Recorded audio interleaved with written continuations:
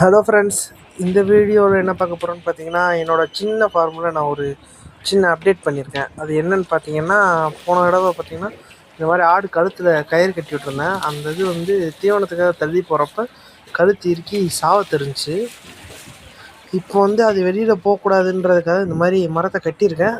இந்த வாரம் ஞாயிற்றுக்கிழமைக்குள்ளே இதுக்கு ஏற்ற மாதிரி ஒரு கதவை செஞ்சு அதை மாற்றி விடணும். இப்போ இல்லை, இந்த பொருளெல்லாம் என்கிட்ட ஏற்கனவே இருக்கனால நான் அதையே தான் ரெடி பண்ணிகிட்ருக்கேன்.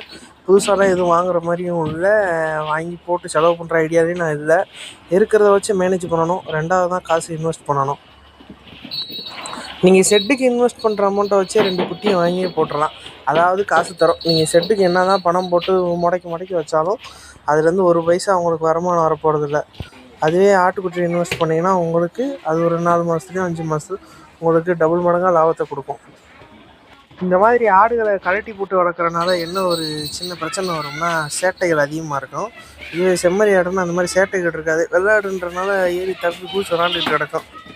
இப்போ நான் ஏன் இந்த செட்டோட அமைப்பை நான் மாற்றுறேன்னா, நான் வந்து காலையில் ஆஃபீஸ் போயிட்டு மதியானம் தான் வருவேன். அப்போ மதியானத்துக்குள்ளே ஏதாவது ஒன்று ஆகி போச்சுன்னா யாரும் இருக்க மாட்டாங்க, பார்க்கவும் மாட்டாங்க. அப்போ நான் வந்து தான் பார்க்கணுன்றப்ப அப்போ நான் ஆடுகளோட சேஃப்டியை பார்த்து தான் இதெல்லாம் முடிவு பண்ணுறேன். நீங்களும் இந்த மாதிரி ஒரு முறையை ட்ரை பண்ணும்போது, பார்ட் டைமாக வளர்க்குறீங்கன்னா இந்த மாதிரி ஒரு முறையை ட்ரை பண்ணுங்கள். ஏன்னா ஆடுகள் உயிரோடு இருந்தால் மட்டும்தான் உங்களுக்கு பெரிய காசு கிடைக்கும். நீங்கள் போட்ட பணத்தையும் 2 ஆக்க முடியும்.